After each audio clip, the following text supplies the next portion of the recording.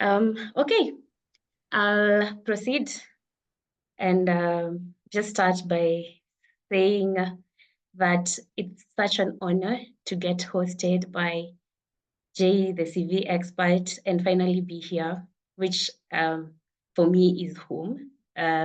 It's actually an incredible honor, and basically just to get to share industry experience and expertise besides also getting to learn from everyone here. I mean, this is an ecosystem and we also get to appreciate learning. Yes, so I am very grateful. I think I'll just proceed by starting. I mean, we are already late into the session.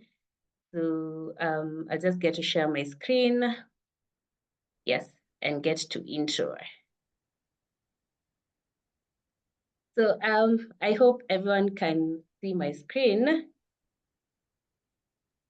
Yes, please, you can see your screen. You can? Okay, great. Just a minute, I do a few things. Okay, well, I think I'll just get to proceed. I don't know why I can't see the whole of it. Or maybe I need to do this. Okay. Yeah, so I'll start by a little intro about myself, of course, and what you're going to be talking about tonight. I am Elizabeth Biamah, and my background is in human resources. Yes, but well, my expertise is in the tech ecosystem. So I basically help people get to leverage their skills and competencies to win. Just like I said, my expertise lies within growth, strategy, and the tech ecosystem. And it's something that I love and I get to do so passionately, very effortlessly. And I feel like I just found my niche and that's where I get to thrive. Yes. Amongst the core values as a HR, I know people out here struggle a lot with human resources, but I really focus on human centricity and just having like the human centric approach on how I get to approach my practice of human resource. And of course, I've had a lot of people coming to me and telling me that, Biamah, you are such a different HR. It's just because I acknowledge that I get to work with human and I really need to put their interest first, besides the fact that, you become HR. I mean, at the end of the day, we are human, and that is one of the core values that I embody. Yes. I also enjoy strategic leadership, and I fully and truly believe in that. And besides that, yeah, I drive change through technology and getting to empower talents in the tech ecosystem and leveraging or rather leading tech talent initiatives, of course, and dealing with people and leading it with a human-centric approach. Yes, so tonight we are going to be talking about LinkedIn optimization. Tonight we're going to be talking about LinkedIn optimization. And so I'd like you to check me out on LinkedIn so we can also connect. I go by the name CHRP, Elizabeth Biamah, so we can as well start from there and get to connect. I mean, get to, reach out, connect, and we'll have a chat over there. That's where you can find me tonight and going forward. Well, yes. Is someone said something? Okay, I'll proceed. So yes, we are going to be handling LinkedIn optimization, a little bit of personal branding, because that is also what comes with getting to understand tech.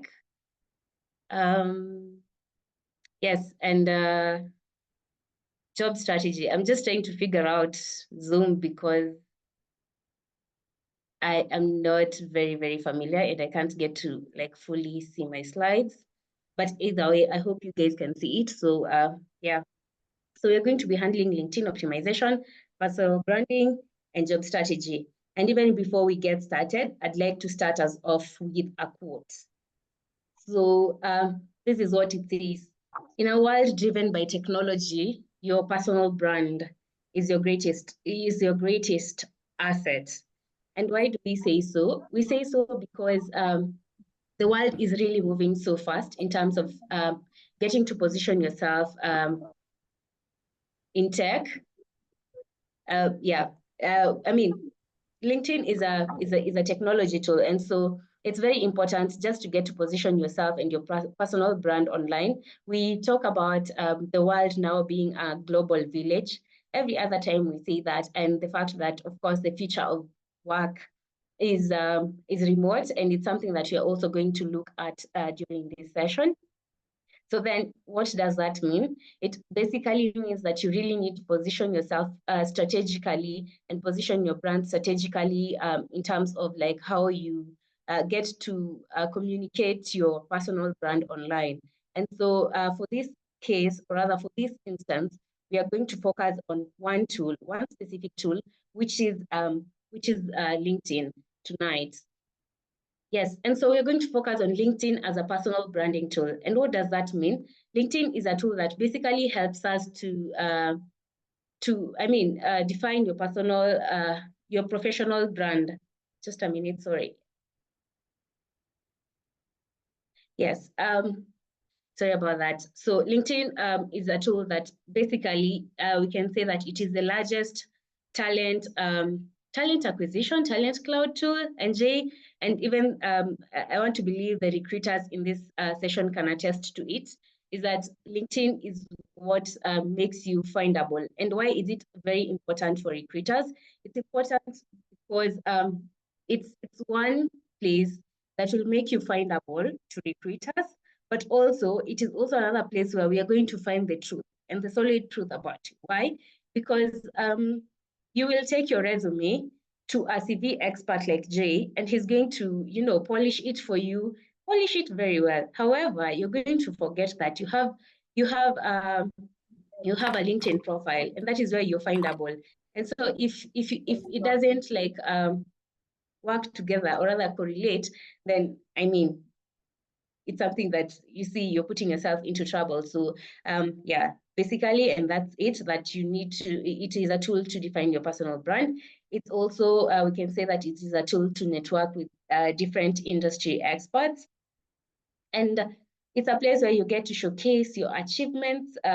You get to showcase your achievements and career milestones. That's where you get to celebrate your wins, your failures, what you're experiencing, what you're learning, Yes. And a few statistics, we can say that 75% of recruiters use LinkedIn regularly. That is besides the fact that there are roles that are based on referrals, and there are roles that say in-house recruited, and so they are not going to be shared like publicly on LinkedIn. However, we can say that that's quite a huge percentage. Globally, for recruiters to get to use LinkedIn. And so it basically means that this is a tool that's going to give you a leverage for you to stand out and for you to, just get to also compete with the industry experts online for the limited or so not so opportunities. So even as you get to look at the statistics, sorry, I can't see my screen fully, so I have to get to also use my phone.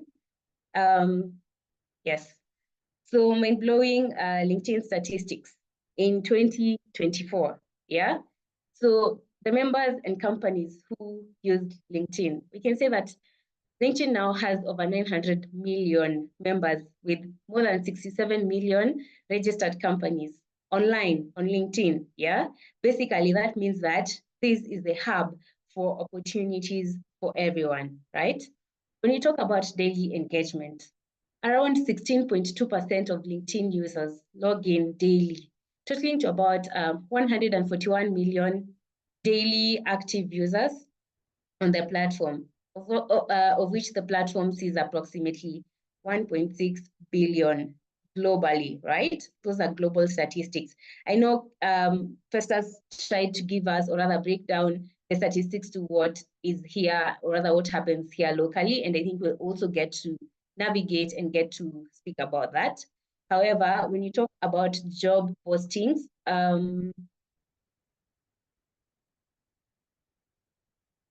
Yes, when you talk about job postings and education, there's a growing trend that continues with more than job postings not requiring a degree. I mean, because of the trend of the future of work and what has been happening, especially post-COVID. And each week we see 61 million people searching for jobs on LinkedIn, right?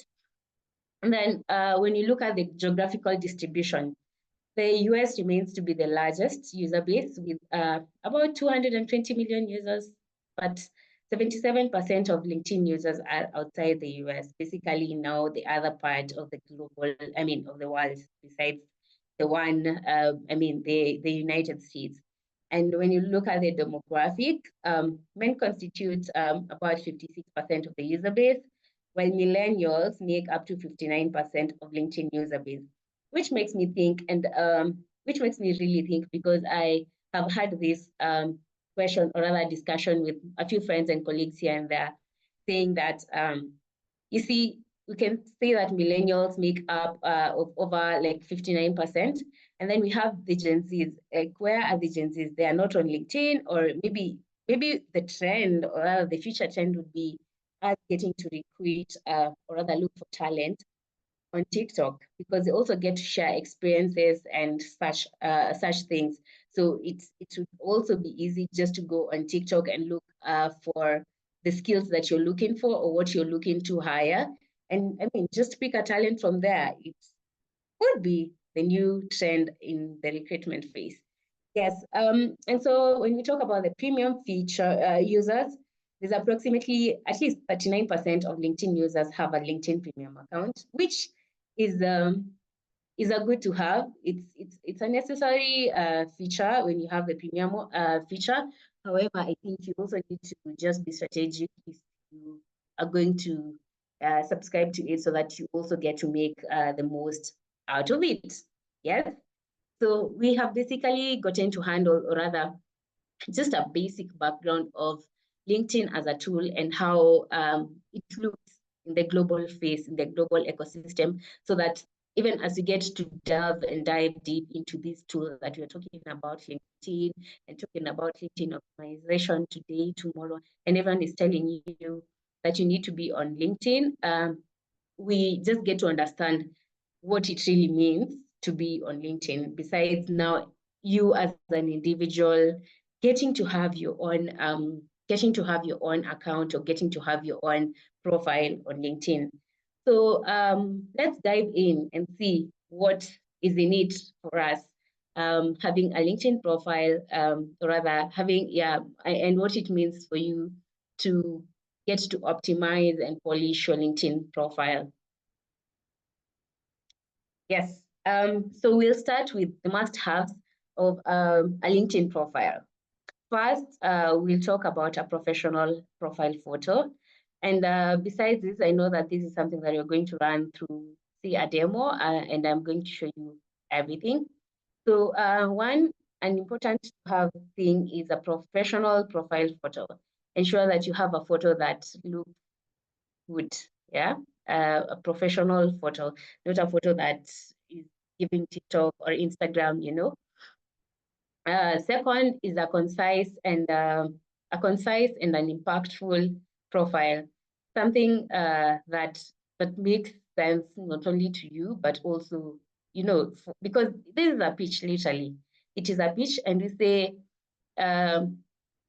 it's basically what resembles you firsthand before even you get to look at resumes, because most of the time resumes can be done by anyone, but even as much as LinkedIn can be done by anyone, but it really reflects you as a person and who you are. Yes. Thirdly, we have a well-written summary. Ensure that your summary is well written, right?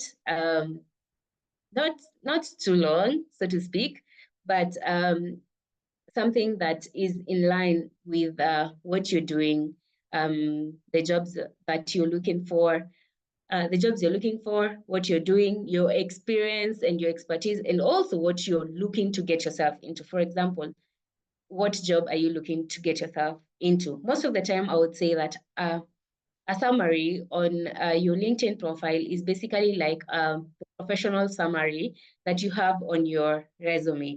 it doesn't need to be very long, possibly 3 to around 5 sentences, but then again, something that is very concise, very straight to the point. Yes, and then a well-constructed list of professional skills and endorsements. Goodness, okay, sorry, I got back my slide. Yes, a well-constructed list of professional skills and endorsements. Skills are very, very important because that is what is going to pick. It's basically what is going to leverage the AI tools that are going to pick when you search for a talent on LinkedIn. The endorsements are very necessary as well because it basically just gives you leverage in terms of you being a credible person, a credible profession on LinkedIn. Yes, and then we also have recommendations from peers and colleagues. And this is something that I also got to learn as an individual, that for you to get recommendations, you can basically do a template. I mean, right now we have very many AI tools around. So you can just do a simple template and then you ask your peer or your colleague to possibly review it. If they're okay with it, then they're just going to simply do the recommendation for you. Why do I say so? Because sometimes it is very difficult. It can be very difficult to recommend someone, or besides that, you might not get whatever recommendation that you want. Yeah. So in my opinion, it's better you curate it yourself. But also, I don't negate the fact that someone would be willing to do you a good recommendation and it would just make sense.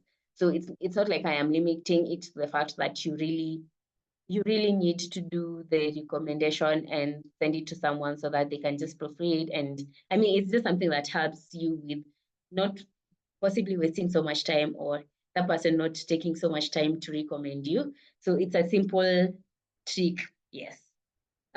Involvement, the next one, we talk about the involvement in select LinkedIn groups. So once you get to identify your niche, for example, I'm going to use an example of if you're interested in, say, Azure, or if you're interested in Dynamics, you're going to join groups, or even HR or AI, you're going to join groups of people who are interested in the same subject matter or the same subject topics. And that's where you're going to also learn. And that's where you're basically going to engage and share ideas, share content. Basically, that is where you're going to network. Yeah. The next important thing is the education background. Yes, the next important thing is the education background. Ensure that your education is listed very clearly. And clearly, I mean,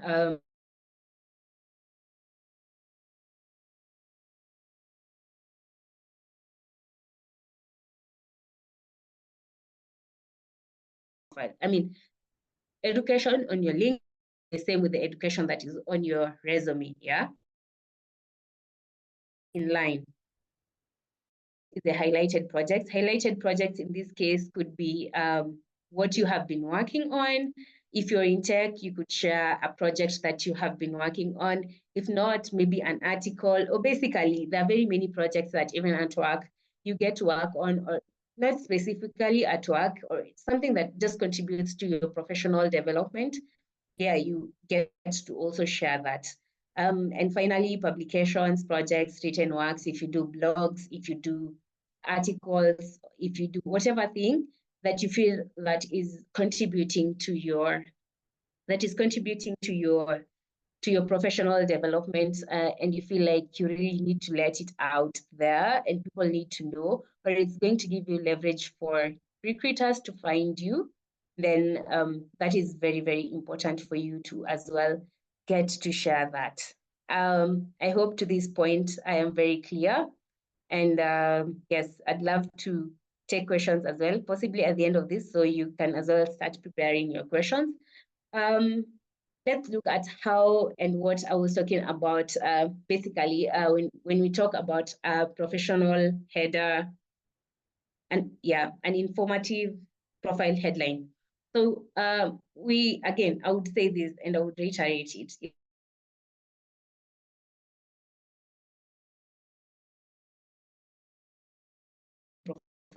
What does that? First, you get to understand your craft and you're present. You know what you're doing, right? If you have a photo that isn't really professional or isn't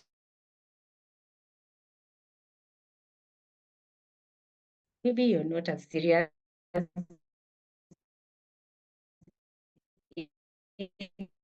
Just there's a way it is, yeah. See, I mean, not serious per se, but I can say present. And yeah, I can say present in what you're doing and just getting to understand that this is what you want for yourself. I mean, so that even the images that you're having or the profile photo that you're having commands some type of job that you're looking for. Yeah, it basically just shouts credibility, that you're a credible resource. And so even when someone reaches out to you, they know that this one, I know what I am looking for, and I know we can have a conversation to this point, right? I also just wanted to highlight the fact that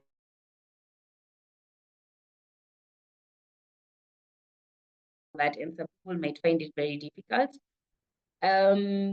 Most recently, we had a lot of AI tools that we were just getting to try out. And I mean, they would just do the work equally well. Like you can see these two images here. They were they're basically AI images, you know. So you can as well take your photo, whatever dressing you have, and you get to you know, prompt it on whatever AI tool, and you just get to have an image that is presentable, that is cute to see and demure. Yes, but I mean a profile photo that is credible. Yes. Now, when we talk about a detailed LinkedIn headline, so what does that mean? A detailed LinkedIn headline is basically you having the relevant skills. Why? Because it really increases your findability, creating your professional credibility, and motivating your audience to also keep on reading the rest of your profile. Also, in this context, as we talk about recruiters, recruitment, and the likes, um, I'd like to reiterate the fact that when you have a clear and a detailed LinkedIn headline, especially when it is related to the job that you're looking for. It really increases the findability in the sense that your headline is the first thing that I mean, those are the keywords. The keywords need to be there. So basically, even when you're looking for, when you're searching, then, and this is something that you can also try out as an individual. For example, if you're looking for say, I can say for a HRBP role, I would go and search HRBP and see if my profile would be among the ones that pop out, right?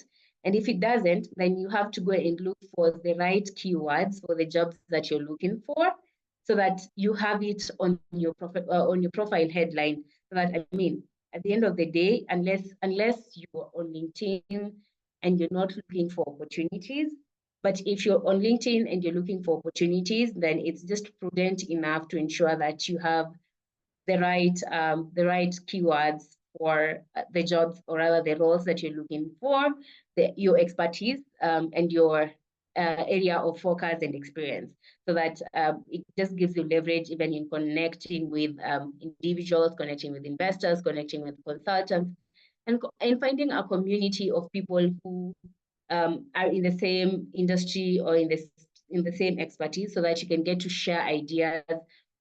You can get to share ideas, and you can get to connect, network, and build a community as well for yourself.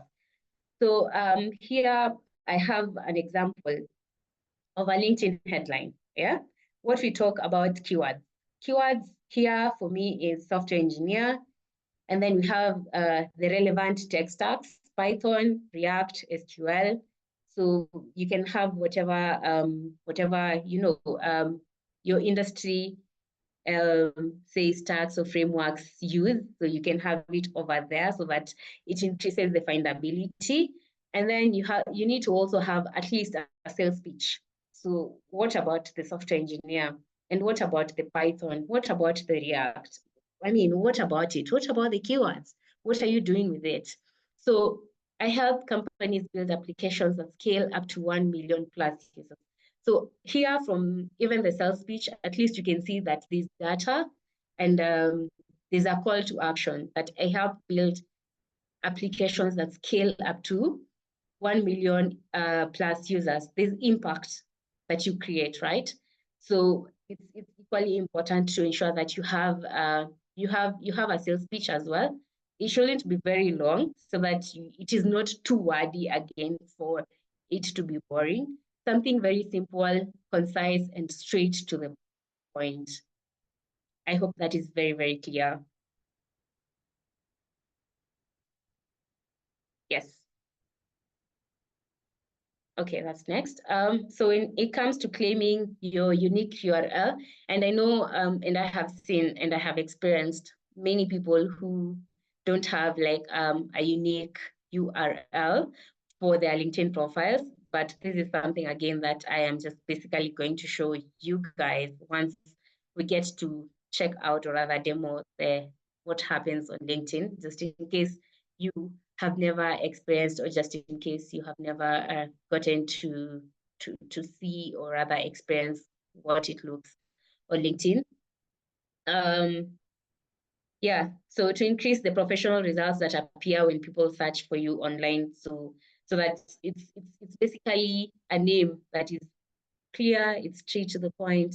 It's not like a link that is just, a link from anywhere or everywhere. So basically, when you talk about claiming your unique URL, it simply means that you're going to have a URL that has your name in it. I don't remember how it looks without. So yeah, again, to set your LinkedIn profile to public. Setting your LinkedIn profile to public basically just gets to mean that anyone and everyone can find you, yeah, because it's basically a networking tool, yeah. We've talked about the URL, the unique URL, and turning off your notifications or for your edits until you're ready to launch. This means that your notifications, unless otherwise, need to be turned off so that you're not updating everyone and anyone. For example, maybe you are applying for a job, or you're putting up a post that maybe you don't want everyone to get updated on. And then if your notifications are on, definitely even your colleagues or anyone else is going to see it. So I think it's sometimes it just makes sense that you get to have your notifications off until you're comfortable which means that until you're comfortable, which means that it's something that you are aware that you're letting it out to the world, and you're very confident that this is something that, well, I have thought through it, and I am ready for it to get out there. Then you can get to notify your network so that they can get to know and get to understand what you're looking at. And now that means that whatever you're sharing or whatever content you're sharing is basically going to be visible to your network. And now that's when you get to create impact. Another thing that I'd like to talk about is stating your experiences on LinkedIn. It's very important to ensure that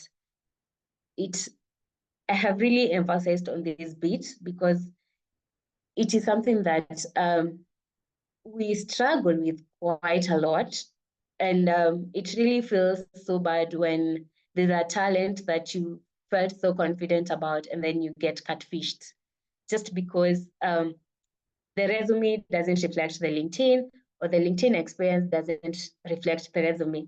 And this happens in the sense that you will find someone who started a role in for example, 2018, and then worked through to 2022.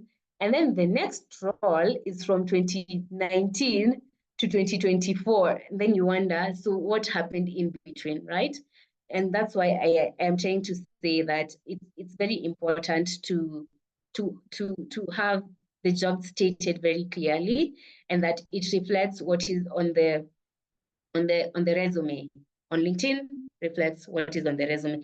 Remember, um, uh, whatever is on LinkedIn most of the time is true. So once, as a recruiter, you get to check out what is on the resume, and when you go and look at what is on LinkedIn, just because, or rather, just by the mere fact that you will find most people would fail to update their LinkedIn profiles, but will end up updating their resumes. And I think it's just because of hype, the fact that, guys, you need to have your resumes in check. Your resume needs to look like this.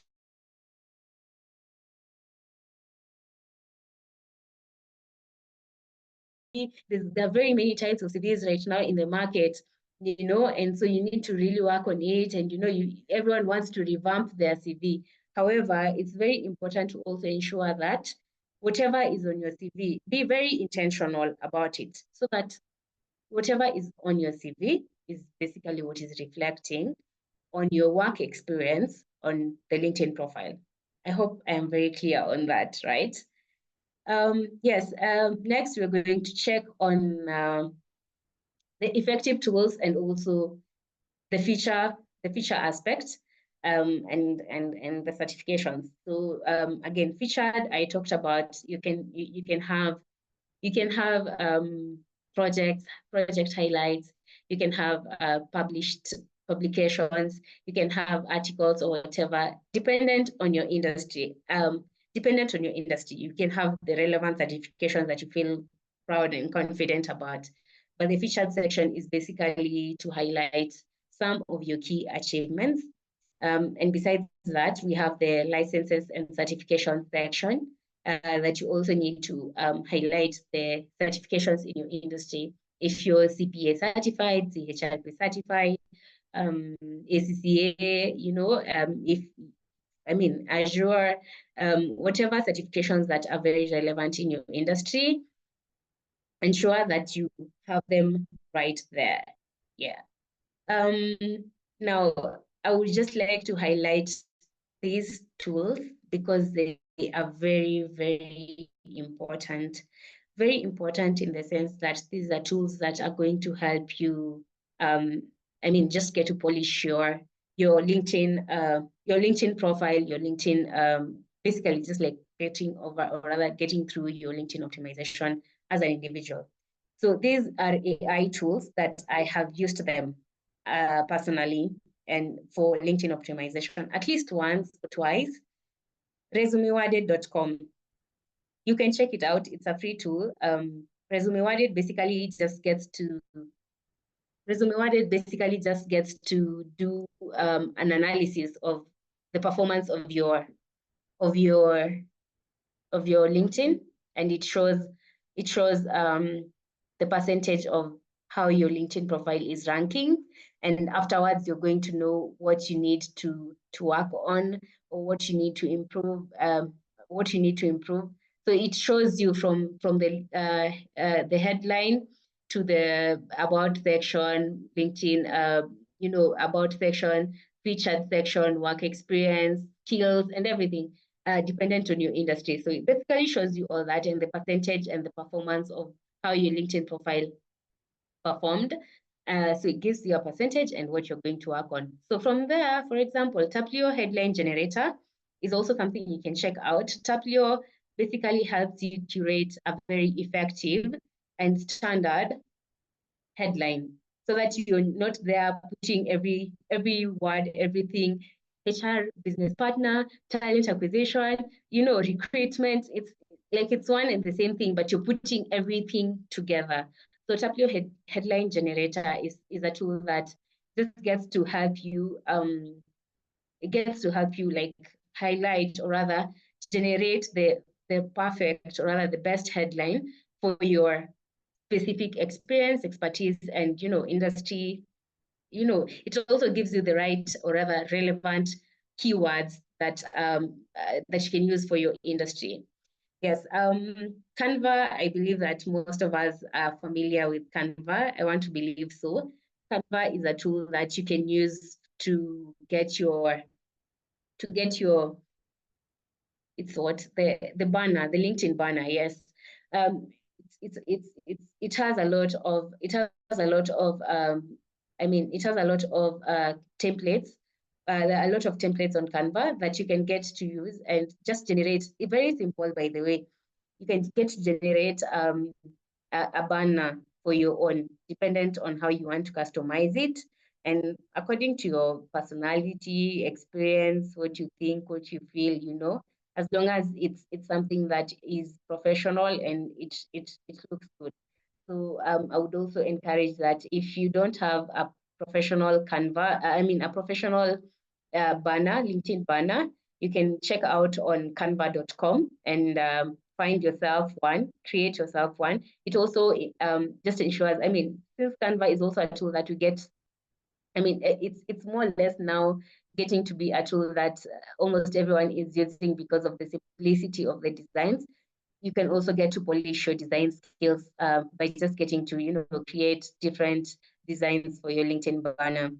I'll talk about ChatGPT, which again is a tool that I want to believe that everyone gets to use on a daily basis. For Chat, you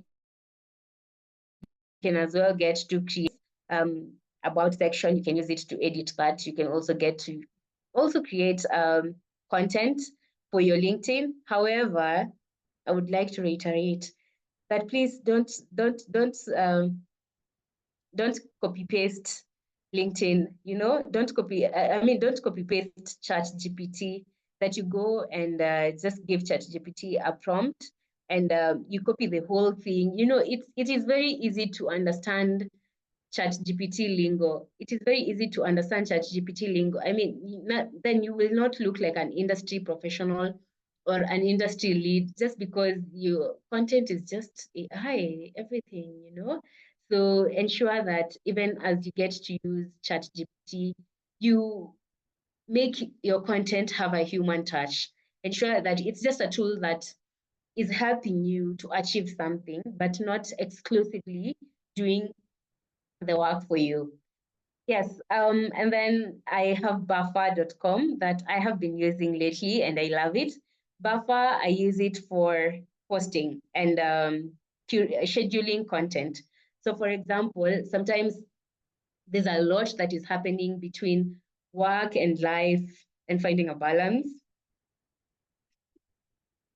Yes, and so buffer.com, I would think of a post and I would just basically schedule it on Buffer and the day and the date and the time, and then it would just once it gets to that time, then it would just get to publish the content. And I think this is also very important for people who do articles on LinkedIn, and you might not want to keep on like doing the post at that time or rather the article at that time and getting to post it there and then. You can as well just do several articles and get to schedule so that if it's on a weekly or if it's on, like a daily basis, at least you are sure that you have content that is going out. This basically means that you're going to be engaging with your audience, you're going to be growing your audience, and it also gives you an upper hand when it comes to visibility. So it's also important to schedule, or rather just to, it helps. It's a tool that helps. I'm not emphasizing that you need to schedule your content and you need to schedule your content. I'm just saying that we have tools that are effective, that are tried and tested, and that are able to help us make work easier. And so if these tools are there, then it basically means that, why don't you get to try them, Yes, so I hope you guys have taken them into consideration and have checked them out. Resume Worded, Tableau Generator, a headline generator, Canva for your headline, ChatGPT, whichever one uses, I want to believe so, and buffer.com. So let's look at how we get to grow our audience. Oh, really? Okay. Sorry. Okay, before we head there, let me just highlight things to avoid on your LinkedIn profile. And one is using overly generic phrases. And this is like seeking new opportunities, actively looking for jobs. You know, we know that you're looking for jobs. I mean, I want to believe that almost everyone on LinkedIn is always looking for an opportunity, right? However, and this is something that I think has been said before, is that seeking it gives being desperate, or you know, you're just vulnerable for roles, or you're not, you don't understand or master, you're not a master at your craft. So I would encourage to give value. And this is what I tell people every other time. Even when you come and ask me, I will tell you that you need to stop using generic phrases, you know, seeking new opportunities, actively looking for roles. I would prefer you giving value. First, getting to highlight your relevant skills and experiences, the roles that you're looking for. What value do you have to offer? What is the impact that you're looking to drive at?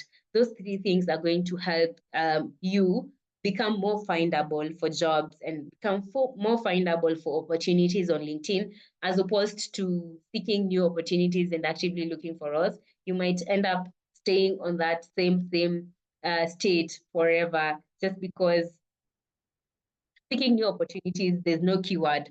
So it basically that just doesn't show what you're looking for, you know. So even when someone gets to search for your profile, they're not going to find you, just because I am not going to look for seeking new opportunities.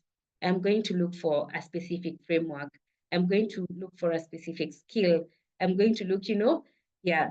So another thing is an incomplete profiles. After this, I would encourage everyone to go back, check out their profiles, and get to complete them. I mean, just get to polish them. If it has taken a while before you got to polish your LinkedIn profile, I would encourage that you get to go back and check it out. Okay. Next is overusing buzzwords. Overusing buzzwords here, I mean the people who, especially enthusiast, is something that everyone would want to think that they are good at their craft. But basically, when you use enthusiast, it just means that you are just an enthusiast. You're not, you don't even understand what it is all about, you know. Maybe you don't even have an idea of what it is you're doing.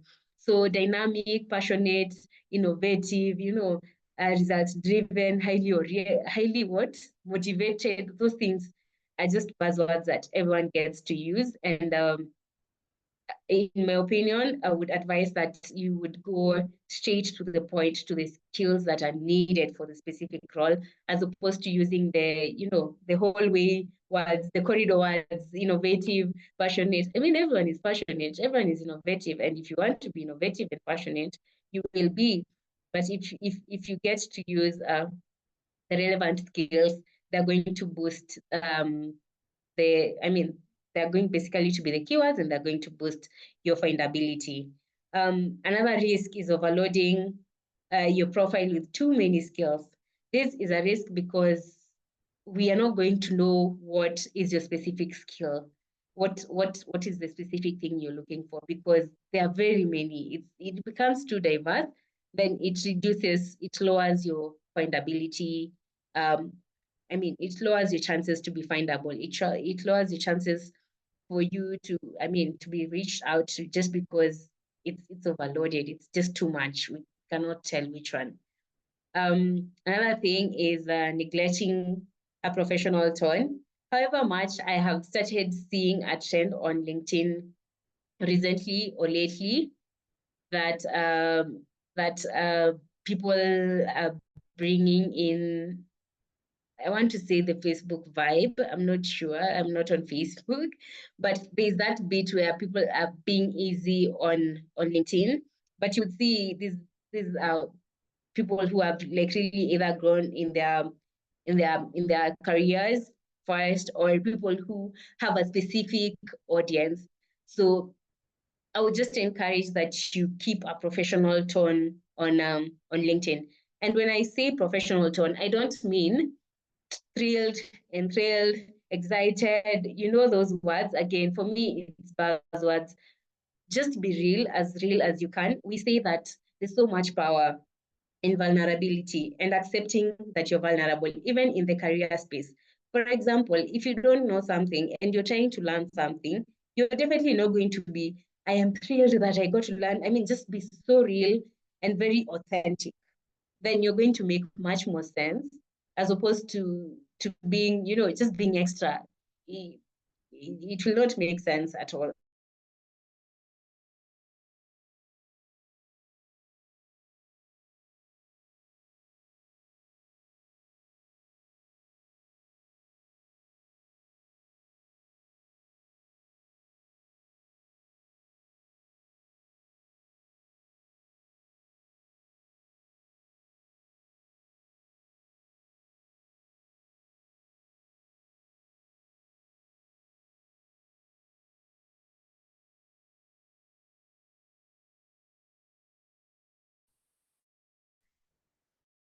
Okay, when you talk about growing your audience, when you talk about growing your audience on LinkedIn, um, again, I'll just run through this. You join conversations that matter, know and grow your audience. Basically, which is the audience that you're looking to build, or rather the community that you're looking to build. Discover the trending content in that specific niche and get to follow your leaders and the content that you like, and get to engage your people with people by sharing content. I think there's a goal on LinkedIn. I think three posts to share per week, 3 comments. There's actually a LinkedIn goal for the content that you get to share. Yeah. You also get to post updates. It helps you stay on your networks rather. And again, it just helps you build your professional image. Mention the projects that you're working on, the books you're reading, the articles that maybe you're writing, the events you're attending to, and the likes. We say many recruiters search and read your feed, but also we say that people hire people, right? And so recruiters will also find you online and they will connect. We are human and we love to connect with people. So a recruiter will definitely want to connect with you just because of the content that you're sharing, what you keep on sharing, and what it is of value that you have. So it's important to get to learn and engage with the audience every other day. Finally, as we get to conclude this phase, I'd like to highlight the LinkedIn job strategy, and especially because we have a lot of jobs that get listed on LinkedIn every other day. It's important to apply between the days, I mean, the peak days, 2 to 3 peak days. That's Tuesday, Wednesday. So also important to limit your application to at least 10 jobs, focusing on the similar roles, to minimize resume adjustments so that it's not every other day, every other role you're adjusting your resume. It just makes it easier, a lot more easier. And then for the LinkedIn jobs that are usually posted, it's I would encourage you to apply to the positions that are posted within the last 24 hours, because I mean, recruiters would find a bulk of applications. So you want to be among the first ones to get to apply for the job. Yes, a few tips and tricks in your career as you look to, as a job strategy. First, I would like to say you need to nail your niche, master your craft, be good at what you do, be so good at what you do that it becomes easy to express yourself. It becomes easy to communicate your knowledge, your experiences, and your expertise. Secondly, is put in the work. And when I say put in the work, I mean that no one will do it for you. You really have to drive yourself to do it. And even when you're looking for roles on LinkedIn, you have to push yourself in terms of putting in the work so that you are not even applying for anything and everything. You're applying for something that is very credible. Another thing is to research the market and industry, specific industry. I love tech, and so I definitely want to read a lot more about what is happening in the tech ecosystem and what is it that, what is the future of the industry, where is it headed, what are people doing, and you want to keep abreast with the trends and what is happening. You also need to document your process. And this, I mean that, of course, first, when you get to share your content on LinkedIn, it's basically like a documentation of the process, but also, can you guys still hear me? Yes, Liz, we can hear you. Okay. Yes. But also, even the roles that you're getting to apply for, it's important to share, to document the roles that you have applied for. I have a template for that. I don't know how I can get to share it. Maybe I'll share it with Jay so that you can get to share with everyone on email. But it's a spreadsheet. It's a spreadsheet template that is very useful, where you can just get to track the job that you're applying for, and the process and the stages of the interviews, where you're at, where you're, if you've talked to the recruiter, if there was a response, if there was no response, if there was an automated response or not, Yeah. I would like to also tell you guys to honor your journey. Everyone is on a different journey, and it's just honorable for you as an individual to get to honor your journey, respect your journey, and trust. I don't want to say trust the process because it's a cliche, but then again, it's just as good to honor your journey, so that you can tell, you can track the progress, you can track growth, you can tell from where you came from to where you're headed. So it's important to honor your journey. Determine your value. This will help in you on when it comes to like putting a price cap to your value prop. Once you understand your value proposition, I think that is such a huge leverage. It becomes even easy to negotiate for salaries, for rates if you're in the gig economy, but also confidence. It also builds on your confidence when it comes to the interviews, or when you're just getting to negotiate for yourself. We also talk about branding yourself appropriately. You don't want to be everywhere doing anything and everything. Pick a specific niche that you feel comfortable about and that you're going to stick with, and then you can brand yourself and create a brand, or rather you can also be an industry leader or a thought leader in that specific niche. Yes, and then get to market yourself to the right employers, so that, sorry.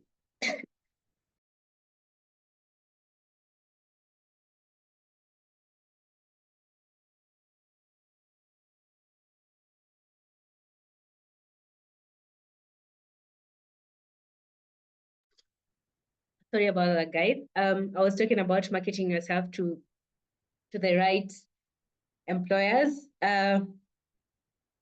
Okay. Marketing yourself to the right employers basically means that you're going to be sharing your content or whatever thing that you're going to be sharing, and that recruiters are going to just to be able to see what you're doing, or rather the employers are going to see what you're doing. So whatever jobs, especially on LinkedIn, the jobs that you're looking for, you can follow the company, you can follow the recruiters, you can follow the founders, the CEOs, from those specific companies. And then even when you get to share your content, they're going to be within your circle, within your ecosystem. And so your content is going to be visible to them. And for example, if you're looking for a product role, these people are just going to see, I'm just giving an example of product and product management, that these people are going to see what you're up to, what you're sharing, what you're learning. And then they can easily vouch for you, just because they see value, or they see what you're learning, or they see, progress. And that's why I emphasize it's just as important to get to share specific industry experience on LinkedIn. So it's not like Instagram, it's not like TikTok, where you're going to share stuff that is not really necessary or professional. But on LinkedIn, it's very, very important to keep it professional, because that is basically like your online resume. Yeah, it's like a trailer. So we need to see what is happening. What are you doing? and you want to keep it very, very professional. Yes, I think at this point, we get to the end of my presentation. So if you have questions, I'll take them at this point, and then we'll get to proceed to the demo on LinkedIn. Yes. Again, you can follow me on LinkedIn at CHRP Elizabeth Biamah. I'm also available on email. Yes, at lizbiamah.com. So I think at this point, I'll get to take questions. Thank you very much, Liz, for such an insightful presentation. We do have a few questions on the chat, and the first one is from Owen. Caleb, please mute yourself. The first one is from Owen. Owen is asking if it's advisable to paste your resume in the LinkedIn profile. If it is what? Advisable to copy paste your resume in the LinkedIn profile, on your LinkedIn profile. It's going to be so long. How are you going to copy paste your resume on your LinkedIn profile? However, there's a place where you can upload your resume on LinkedIn. So that I have seen people doing the easy apply, the easy in apply on LinkedIn for jobs. There's always a place where you can upload your resume, right? But copy pasting it won't really make sense because it will just be too much wordy, and people want to read through, and move. Unless he shares it as a link. All right. Another one from Owen as well. What do you do when you try to connect with people in your field but they do not respond? I think this is on the chat box when chatting, the messaging. Yes. Please go ahead. Another one from Owen is asking, what do you do when you try to connect with people in your field but they do not respond? I want to believe this is direct message. Yes, I also want to believe so, that it is direct messaging, because if you connect with people on your field, they'll definitely get back. First, I think it is the approach. You need to be very specific with what you're looking for, so that you're not doing a 500 word, I mean, like a whole paragraph on DM, on someone's DM, especially the fact that Kenyans are lazy, they don't like reading. You might end up, someone may end up not reading what you're writing. So in my opinion, first, there needs to be value, like what you're sharing, or rather what you're asking, what your ask is, needs to be very valuable, be very strategic, yeah? And thirdly, if you need to have a credible profile, and that is what you're talking about right now here. Because having a credible profile is going to give you a leverage or an upper hand when it comes to connecting. I would want to engage with Festus just because I have checked out your profile and I'm interested. You understand that your profile is actually giving. I want to engage with someone like you because you have built a credible profile. So if you don't have a credible profile, then you will find people ghosting you. Thank you. That's one responded to. We have another one from Nyambura. She's asking for your guidance on how to capture additional duties that she does alongside her official designation, especially those acting positions which are higher than your official designation. Higher positions that are high, what? Okay, I can read it here. Hello, how do I capture additional duties that I do alongside my official designation? So it depends. Do they contribute to the roles she's looking for? Do they contribute to her professional development? Then depends with, she can add the skills on the skills section. If she has certifications, she can as well add the certifications on there. If it's a role, she can add it, of course, on the experiences, but just ensure that it relates with what you want, so that they're not two different things or three different things.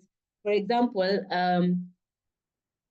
you are a virtual assistant and you share a different field, like, skills in a very, very different field, they would not, relate. However, I have seen people who are trying to transition roles, especially because this happens a lot in tech. then I would advise that whatever skills that you have from your previous role, for example, if you're in marketing and you're looking to get into data or roles in the data space, data analytics, data science, data engineering, and all that, you can get to explain how you got to use your data skills in your previous role as a marketer or your previous role in customer success to make data-driven decisions. You can talk about the NPS scores, the CSAT scores, whatever, market shares and the likes, because those are data-centric. And then now you relate that with how it's going to contribute to the role that you're looking to find yourself in. I hope that's clear. Thank you, Liz, for that. On the chat, Jay has shared a WhatsApp channel link for those who want to get timely job updates. Please click the link and join the channel. We have 2 more questions to go, Liz. We have one from Martha. She's asking for your advice on how you can connect with professionals on premium. So you spoke about connecting and LinkedIn chat, but unfortunately, majority of professionals are on premium. How can you advise on this? Well, I think once you connect, once you connect, I know first there's always like a fast messaging chance that you can get to message. That's just like an elevator pitch. You can get to leverage on that. And secondly, is you connect, they connect with you, then you can talk to them, you can get to reach out to them. And thirdly, is that the other option is for you to pay premium so that all of you are on premium. Then it gives you extra access to reaching out to them. Robert says, hey Liz, this webinar has been incredibly valuable and I can already see the benefits. I hope this is a question of participating. I have a question. If you're studying and working simultaneously, is it accepted to mention this on both your LinkedIn profile and CV when you're applying for a job? Yes, absolutely. And especially if you have projects that you're working on in school, it is also very important to get to highlight them so that it's a build up to what you're looking to achieve, or rather to what it is basically like hands-on experience. You're having the right skills for the job. So ensure that you also get to highlight the projects, the portfolios, something you're building or something you're working on. I mean, this is in terms of tech. I don't really understand different industries. Yes, but ensure that whatever project or portfolio or something that you're working on, you get to highlight it on your resume, on your LinkedIn, so that people can see that there's something that is going on, there's something that you're working on. And basically, this is what I talk about content and sharing value. So people can even come out and get to advise you and tell you that this is how you should go about this. I mean, because you're still learning, so it's very effective to speak about that. Is it possible to share? I hope this is the last question. Festus, please guide me. Are we going to do the demo? Time, we are 15 minutes past 9. We can do it in the next session. Okay, fine. No worries. Is it possible to share your side job experiences at the interview level if they're adding to your skills in the current application? What do you mean side job experiences? Think like volunteering roles, those might be some of the side jobs. Well, if you have the right skills. I meant. If you have, okay, I want to believe side jobs is not moonlighting. I meant, let's say you are employed maybe as a sales manager, but additionally you're doing some consultation, which is also aligned with whatever you're applying. For instance, maybe you are applying for a sales manager position in a different company. Whatever you're doing consultation, but you are a sales manager and also doing consultation, which is additionally adding to the experience that is needed to the next level job, the job that you're applying next.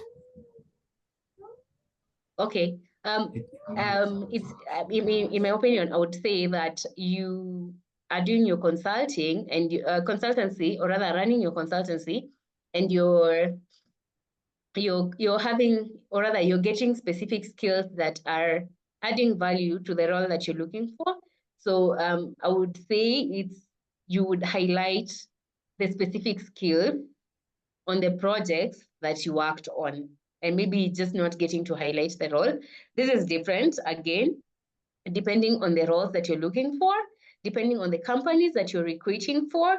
So you can as well just get to read the room and get to understand. I mean, just so you stay competitive and abreast with the industry that you are interviewing for. But yes, I would recommend for you to highlight the skills and experiences. Remember, this is something Esther Kachiba, I think, talked about a while ago, some few days ago, and she said that jobs are very transactional. So definitely, as recruiters, we just want to know about the skills that you're coming in with, and we really don't want to, know the other things that are happening around, but then ensure that you get to communicate very effectively so that it doesn't get to affect the productivity of your jobs, so that it's not like you're in between roles. And even for people who get to moonlight, most of the time I would just get to encourage, or rather advise them that ensure that you communicate clearly, so that first, you don't get yourself in burnout, and second, so that you get to negotiate for accommodating deadlines for deliverables. You might think that you're having one, you can actually juggle in between jobs, and then you have really crazy deadlines on both, and you end up experiencing burnout, which again doesn't make sense, because you're losing, or rather you're losing on your end. So I think it's just very important to ensure that you communicate effectively, so that both parties are aware that this is what is happening and this is what is going through. I mean, right now in the industry, we have gotten to appreciate the fact that doing 3 or 4 or 5 jobs is actually it makes sense, And so one important thing is just getting to communicate effectively, so that it's clear, but also get to highlight the skills that you have, because that is what is needed for the role. Yes. Any other question? I can see you've tackled all the questions. In a minute, okay. Please, can you give your closing remarks? Well, my closing remarks. Sure. Is that like a parting shot? Anyway, I'd love to say that yes. Okay, I'd love to say that I am truly honored to be hosted here, and I am looking forward to connecting with everyone who joined here on LinkedIn. Please reach out to me. I definitely get back to everyone. Yes, and I want to believe that most of the people as well I have gotten to possibly connect with. Yes, I'm excited. I would emphasize one important thing about networking, that reach out to people, connect, network. Just because people hire people and your opportunity is just next to you. Yeah, so ensure you connect and you become very strategic. Thank you so much. I'm truly humbled. Thank you so much, Liz, for such an insightful and engaging presentation. I'm sure everyone has gained a wealth of knowledge on how to enhance their LinkedIn profiles and leverage the platform for greater market visibility. And I believe there's more into this conversation. So I think we should hold another webinar on the same, and as well get in-depth conversation on the same. So thank you very much, everyone, for joining. This webinar has been brought to you. I was looking forward. Sorry to cut you short. Sorry? I was really looking forward to sharing to sharing like the LinkedIn thing and doing it with people, right? And they are following through each and every step and process. Yes. However, I think that is a session for another day. Maybe we can, I don't want to promise, but you can do it some other day. We'll make some arrangements and do a demo. Sure. Great. So thank you very much. This webinar has been brought to you by JCVs, a HR consulting firm based here in Nairobi, Kenya. And our key focus is making you employable part of our services is recruitment services. We do CV, cover letter writing, and LinkedIn optimization as well. We do interview coaching and career coaching as well. And we do offer training development services to organizations. Just those are some of the services we do offer at JCVs. So if you need any of these services, please feel free to reach out to us. We are everywhere on social media platforms, on LinkedIn, Facebook. If you search us on Google, you'll be able to find our contacts. And as well, it would be unfair if I don't mention that the webinar host, who is JCVs, has partnered with Esther, Conversations by Esther, and Impact Team as well. You can search for these organizations on the social media platforms and you get to know much about them. So thank you everyone for joining. I'm very happy and privileged to host you tonight. And it's been indeed a very engaging conversation and full of wisdom. I'm looking forward to the next webinar. We do this on every Thursday. So on Thursday, we'll be having an upcoming webinar. Please make sure you are kept updated and join the webinar conversation. We learn together and grow together. So thank you very much, everyone, to all our participants. Thank you very much for being part of this. And without much ado, let's say a word of prayer. I see you again on Thursday. I was your host, Festus Mutua. So let's pray. Thank you, Lord, for this beautiful evening. We thank you because it's been a moment of learning. And Almighty Father, we are asking for your wisdom as we implement all this what we have learned, Almighty Father, tonight. As we look forward to the next conversation on Thursday, Almighty Father, continue being with us and leading us, Almighty Father. This is our prayer in Jesus' name. Amen. Thank you very much, everyone, and have yourselves a lovely night. Thank you, Liz. Looking forward to having you again here. Thank you, Festus. Thank you, Liz. Thank you, Jay. Bye-bye. Thank you, Liz.